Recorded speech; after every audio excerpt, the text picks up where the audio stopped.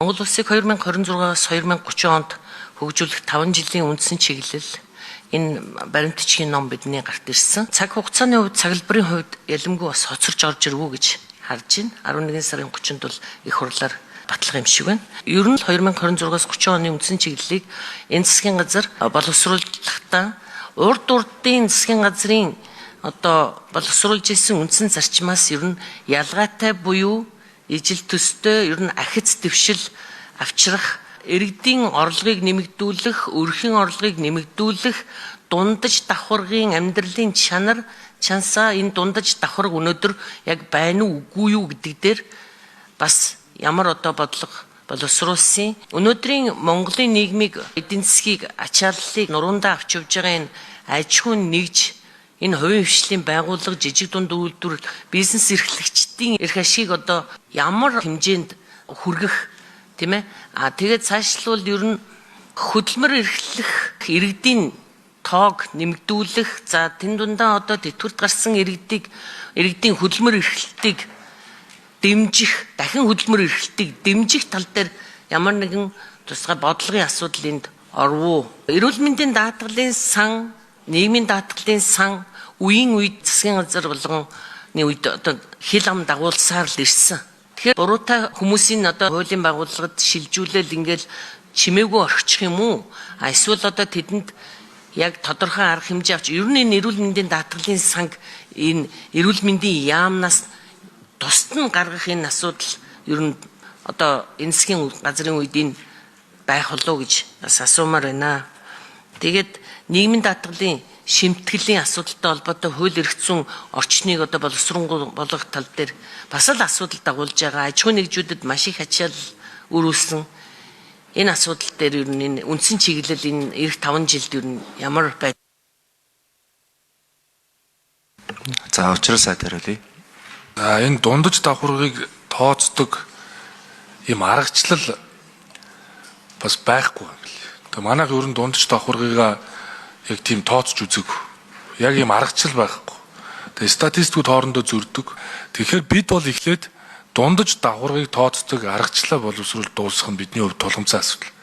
Тэгэхээр ер нь бол бид нар энийг 5 жилийн чиглэлийг хийхэд энэ олон улсын индексүүдтэй энэ аргачлалуудтай энийг нийцүүлэх гэж нэлээдгүй ажил болоод байгаа юм л да. Энэ төрийн албаа агч нар ч өдөр шөнөгүй суугаад шинжлэх ухааны академийн энтертэй хамтраад үзэж тарлаа л да. Тэгээд нэг 126 ширхэг номл нэг хэвлэл гişүүд өгсөн байгаа. Энэ тэрнийх үнэтэй цайтай юм биш. Нүүбийн хөгжлийн хөтөлбөр хэрэгжээд ингэ явж байгаа. Тэгэхээр энэ тооцох аргачлалууд хүртэл байхгүйсэн багхгүй.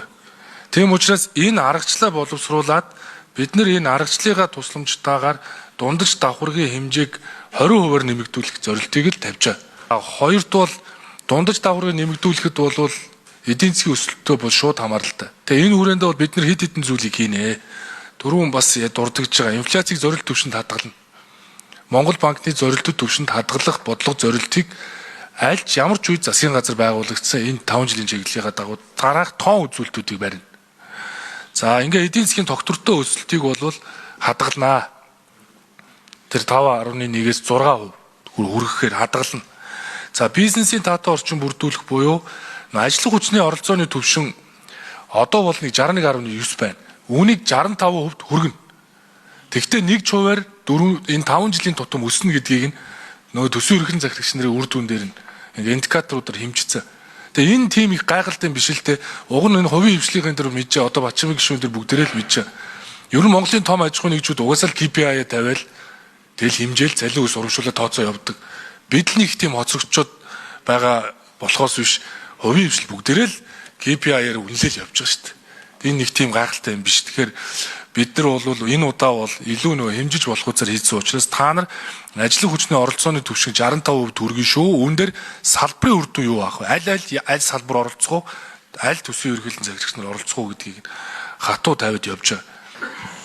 Учирсайдаа ер нь миний гол сонирхсан асуулт бол 2026-аас 30 онд хөгжүүлэх үндсэн чиглэл үеийн засгийн газрын боловсруулж ирсэн үндсэн зарчмаас ялгаатай ер нь ахиц дэвшил авчрах, хөгжүүлэх яг тийм бодит баримтчиг болж чадсан уу гэдэг дээр л асуулт асуусан. Яг энэ удаагийн 5 жилийн чиглэл бол үндэсний 10 том үр дүнгээ тавиад түүнд нөлөөлөх салбарын 35, төсвийн ерөнхийлөн захирагчийн 85, хөтөлбөрийн 200 үр дүнгээд ерөөсөө л 330 үр дүнг тавьснараа бол ялгаатай. Мөн дээрэс нь олон нийтийн оролцоог хангаад 14 удаагийн хилцүүлгийг зохион байгуулад энэ салбар болгоны үр дүнгуудыг шинжилгээ ухааны академийн 6 баг чуулганаар хилцүүлээд, их чуулганаар дэмжүүлээд шинжилгээ ухаанд суурилсан одоо 5 жилийн чиглэл боловсруулсан. Хариуцлага тооцох механизм бас бий болгосон.